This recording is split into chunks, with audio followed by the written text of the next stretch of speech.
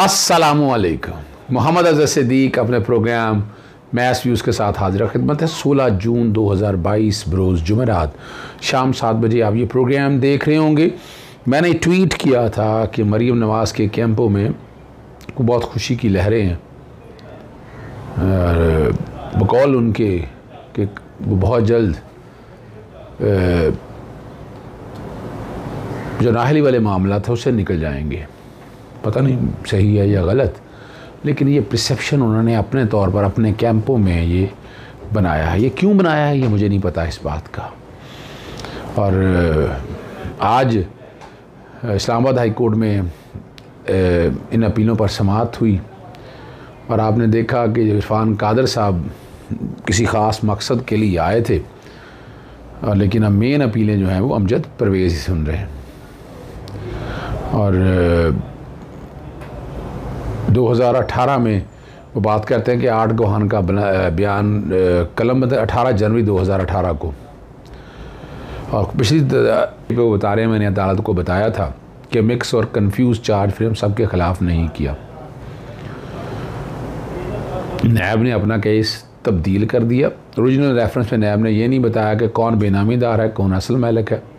बताया गया कि प्रॉपर्टी का असल मालिक मोहम्मद नवाज़ शरीफ और हुसैन नवाज़ के नाम पर ये प्रॉपर्टी है। मुलज़िम नंबर 2 को इस केस में ट्रस्टी बनाया गया। असल मालिक मोहम्मद नवाज़ शरीफ को बनाया और कहा कि प्रॉपर्टी हुसैन नवाज़ के नाम है। ज़िमनी रेफरेंस में नैब का मौक़िफ़ अबूरी रेफरेंस से मुख्तलिफ था। ज़िमनी रेफरेंस दायर होने के बाद ये कहते हैं जी हमने कोई एतराज़ उठाया और दोबारा फ़र्द जुर्म आयद की जाए, और इन कहते हमारी इस्तदा नहीं मानेगी। उस फ़र्द जुर्म पर केस चलाया गया। नैब ने जहाँ जो चार्ज हमने पढ़ा उसमें ट्रस्ट डीड का तो कोई ज़िक्र नहीं है, नहीं जो चार्ज जमा है उसमें ट्रस्ट डीड का ज़िक्र किया गया है। रेफरेंस से लेकर चार्ज फरिंग तक तफ्तीश को मिसलीड किया गया। सुप्रीम कोर्ट ने सवाल उठाए थे, उस पर डायरेक्शन दी थी। जिस वक्त की आप बात करते हैं उस वक्त तो तफ्तीश ही नहीं हुई थी। सुप्रीम कोर्ट में तो बड़ी वाज़ेह तौर पर है। सरबराह पनामा GIT वाजिद ज़िया से पूछूंगा कि मेरे ख़िलाफ़ किस गवाह का 164 का बयान था। मुझे सिर्फ ज़बानी बातों पर शामिल किया गया। मुझे कभी किसी ने ओरिजिनल दस्तावेज़ात नहीं और ना कभी ऐसे दस्तावेज़ात थे। रेफरेंस में सिर्फ मेरी किरदारकशी की गई। हमने देखना होगा कि इस ट्रस्ट डीड की कानूनी हैसियत क्या है। ट्रस्ट डीड के 4 से 5 माह दुरानिया की वजह से मैं इस अदालत के सामने खड़ा हूँ। क्या पता है कि बैरियर GIT ने खुद कहा कि मरीम नवाज़ को नहीं था। इस ट्रस्ट डीड पर मरीम नवाज़ कैप्टन सफदर अवान कहें जी, मरीम सफदर ही कहें, वकार अहमद और जर्मी मैन पार्क्स के दस्तखत है। सुप्रीम कोर्ट ने पनामा में GIT के दरमियान इस सोलिसिटर से सवाल पूछने का कहा था। नैब ने रॉबर्ट और फर्म लॉ के मालिक को शामिल तफ्तीश किया। नैब ने 2 गवाहों को शामिल तफ्तीश किया, मगर इस जर्मी फ्री मैन को शामिल तफ्तीश नहीं किया। और नैब ने कहा कि मुलज़मान की जानिब से असल मुजरिम को बचाने के लिए जाली दस्तावेज़ तैयार किए गए। ये जस्टिस मोहसिन अख्तर के रिमार्क्स हैं। जिस केस पर मुझे सज़ा हुई वो ट्रस्ट डीड जून 2006 का। एक दस्तावेज़ 2006 की है तो असल मुलज़िम को बचाने की कोशिश कैसे की गई? एक दस्तावेज़ 2006 की है। आपने कभी अपना मकसद बताया कि ट्रस्ट डीड को इसलिए बनाया गया था? बहुत ज़बरदस्त सवाल है जस्टिस मोहसिन अख्तर कियानी का। सुप्रीम कोर्ट को बताया था कि इस ट्रस्ट डीड को किस मकसद के लिए बनाया गया। हुसैन नवाज़ की 2 बीवी हैं। कल के लिए अगर कुछ हो जाता है तो मसाइल ना हो, मगर जब तक वो ज़िंदा है हुसैन नवाज़ ही मालिक होंगे। इस ट्रस्ट डीड का असल मालिक को क्या फ़ायदा था? जस्टिस मोहसिन अख्तर कियानी, असल मुलज़िम से कभी आपने 342 के बयान में इस ट्रस्ट डीड का सवाल किया? जस्टिस मोहसिन अख्तर कियानी के रिमार्क से मियाँ नवाज़ शरीफ ने अपने बयान में कहा कि उनके बच्चे खुद मुख्तार हैं। नैब के तफ्तीशी इस बात को मानते हैं कि नवाज़ शरीफ का कारोबारी मामला उनके वालिद चलाते थे। बहुत सारे कंपनी और दीगर मामलों में नवाज़ शरीफ का कहीं नाम नहीं। नैब के मुताबिक वकूआ 1993 का, मरियम नवाज़ की ट्रस्ट डीड 2006 की है। कत्ल में शामिल होना अलग बात, लाशें ठिकाना लगाना अलग बात। 1993 में जुर्म में अयानत 2006 में कैसे की जा सकती है? फेयर ट्रायल जैसी चीज़ें इंसान ने तहजीब से सीखी हैं। अल्लाह ने तो आदम ये बातें अब इधर उधर की बातें कर रही हैं, अब ट्रस्ट डीड के साथ खड़े हैं। आप इस दस्तावेज़ पर जाकर बारे सबूत खुद पर ले आए हैं। बहुत ज़बरदस्त बात की है। या आप इस दस्तावेज़ से कह रहे हैं कि ये केस अदम शवाहिद का है। इस दस्तावेज़ से दिखाऊंगा नैब बारे सबूत मुंतकिल करने में नाकाम रहा। रॉबर्ट रेडले की तालीमी काबिलियत क्या? जस्टिस आमिर फ़ारूक साहब के रॉबर्ट लैटले जो है ना वो एक्सपर्ट है। क्या आपने तफसील से ऐसा कोई सवाल पूछा कि बेनिफिशरी को क्या फ़ायदा?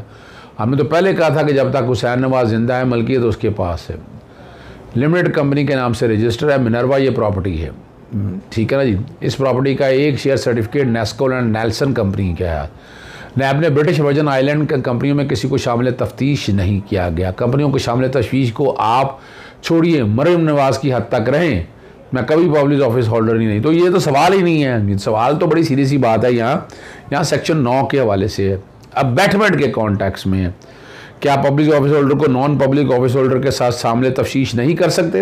रेफरेंस में कहते हैं कि असल मालिक नवाज शरीफ है, जबकि फैसले में मुझे कहा जा रहा है। और इरफान कादर ने जो कमरा अदालत में मौजूद सहाफ़ियों के ट्वीट्स बारे अदालत से शिकायत की।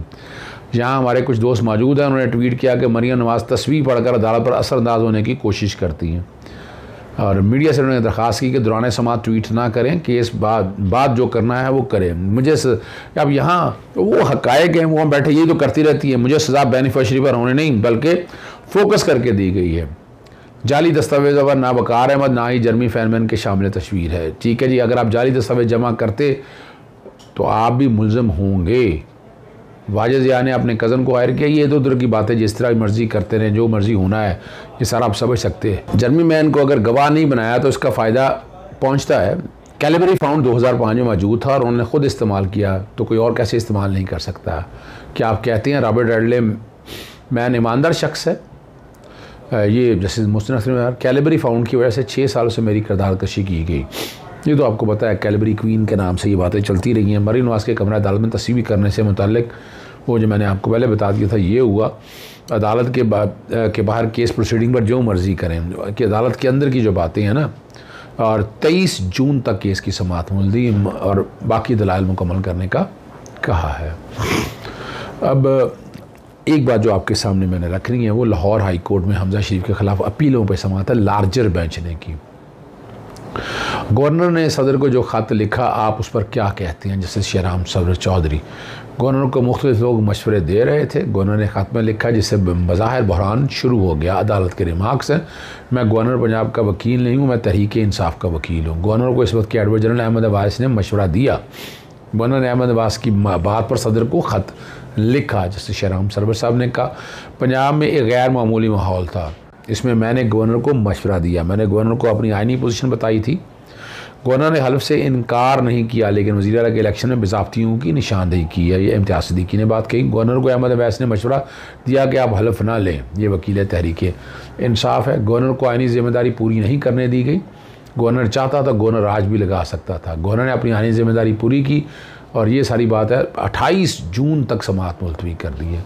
और हमजा शरीफ के वकील से सवाल किया कि क्या अदालत किसी और को हल्फ के लिए कह सकती है? क्या अदालत सदर का इख्तियार अपनाते हुए किसी और को हल्फ लेने के लिए मुकर्रर कर सकती है?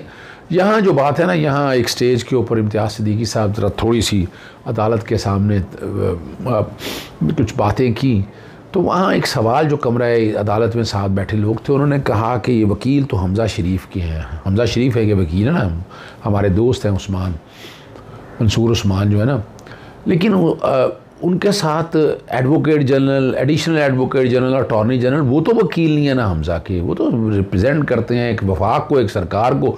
वो जाके रोस्टम पे मुशावरत करते हैं, मशवरे देते हैं इन ऑल बोनाफिडीज़।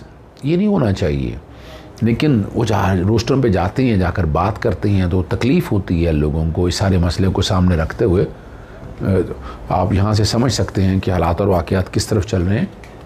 अब ये जो है ना, केस की समाअत जो है ये मुलतवी हो चुकी है। डेट बड़ी लंबी पड़ गई और शायद कोई एक जज साहब अवेलेबल नहीं है वहाँ कमरा अदालत के अंदर ही। एक बात बड़ी, वहाँ लोग कह रहे थे कि ये 17 जुलाई को इलेक्शन आ रहा है, तो ये फ़ैसला कहीं वहाँ तक ना लटक जाए। मेरा नहीं ख्याल है कि ऐसी कोई बात होगी। तकरीबन केस कंक्लूड हो चुका हुआ है। मेरा ख्याल है हमजा के वकील जो हैं वो अपने दलाइल मुकम्मल करने, काफ़ी वक्त मिल गया वैसे इनको, ये दलाइल अपने मुकम्मल कर रहे हैं। उसके बाद कोई रिबर्टल हमारी ज़्यादा नहीं होनी है। शायद अटॉर्नी जनरल भी आए हैं अपने तौर पर बात करने के लिए, एडवोकेट जनरल भी आए इस चीज़ को सामने रखते हुए जो नए हैं। तो वहाँ देखा जाएगा कि हालात और वाक़यात किस तरफ चल रही हैं। लेकिन पोजीशन ये है कि डेट काफ़ी लंबी हो गई है। 20 जून से हमज़ा को जो निकालने वाली दरख्वास्तें उसकी समाअत शुरू हुई और जस्टिस शाहिद वहीद उसकी समाअत करेंगे। एक बड़ी अहम आज चलती रही है, डिप्टी स्पीकर पंजाब असम्बली जो है तो उसमें जारी खिलाफ जो रेफरेंस है पंजाब स्पीकर पंजाब असम्बली को आइन के आर्टिकल 63(2) के तहत भिजवा दिया गया। तो उसमें जारी ने ईवान इकबाल में इजलास की सदारत करके हल्फ की खिलाफ वर्जी की। इससे कबल भी पंजाब असम्बली गैलरी में गैर कानूनी सदारत कर चुके हैं और इलेक्शन करवाया गया। गैलरी में इजलास किया, पुलिस बुलाई और तशद्दुद किया। दोस्त मजारी ईवान इकबाल में इजलास बुलाकर आर्टिकल 62(1)D और 62(1)E की खिलाफ वर्जी के मुर्तकब और हलफ भी तोड़ा है उन्होंने अपना। सुप्रीम कोर्ट के हालिया फैसले की भी खिलाफ वर्जी की। आर्टिकल 63A का इतलाक़ इन पे बनता है। पार्टी हदायत के बरक्स इजलास की सदारत की। इलेक्शन कमीशन हलफ की पासदारी ना करने पर दोस्त मजारी को नाअहल करार दे। इलेक्शन कमीशन को भी भिजवाई गई है। 30 दिनों का टाइम होता है कि इस रेफरेंस पे 30 दिनों के अंदर फैसला है। मैंने कापी वहाँ भी भिजवाई है और इलेक्शन कमीशन को भी भिजवाई है। लेकिन अभी तक इलेक्शन कमीशन तो पिछले जो 25 मई का भिजवाया हुआ है। हम महीना के तकरीबन ये बन जाएगा 17 मई का। हाँ, 17 मई को मैंने भिजवाया था, तो महीना तो तकरीबन कंप्लीट हो गया। लेकिन ये एक नया रेफरेंस भिजवा दिया है। और इस पे डॉन ने जो रिपोर्ट किया है ज़रा वो सुन लीजिएगा। डिप्टी स्पीकर पंजाब असेंबली दोस्त मोहम्मद मजारी की नाअहली का रेफरेंस इलेक्शन कमीशन को भेजने के लिए स्पीकर सूबाई असेंबली परवेज इलाही को मरासला भिजवा दिया गया। मजीद जानते हैं डॉन न्यूज़ के नुमाइंदे राना बिलाल से। राना बिलाल, बताइए कि मरासले में क्या तहरीर है?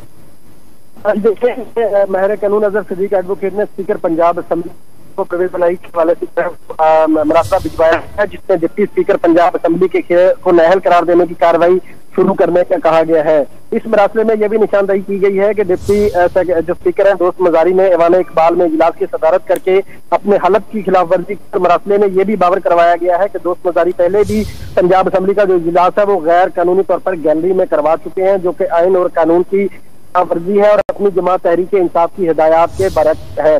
मरासले में कानूनी नुक्ता उठाया गया है कि डिप्टी स्पीकर पंजाब असेंबली दोस्त मजारी आइन की शिक 62E के जो है वो खिलाफ वर्जी के मुर्तकिब हुए हैं, इसलिए उनके खिलाफ हलफ की पासदारी करने पर नाअहल करार देने की कार्रवाई की जाए। ये मरासले की कापी चौधरी परवेज इलाही को भिजवाई गई है और साथ ही साथ इलेक्शन कमीशन को भी भिजवाई की गई है, जिसमें ये इस्तदा की गई है कि डिप्टी स्पीकर दोस्त मजारी के खिलाफ कानून के मुताबिक कार्रवाई का आगाज किया जाए।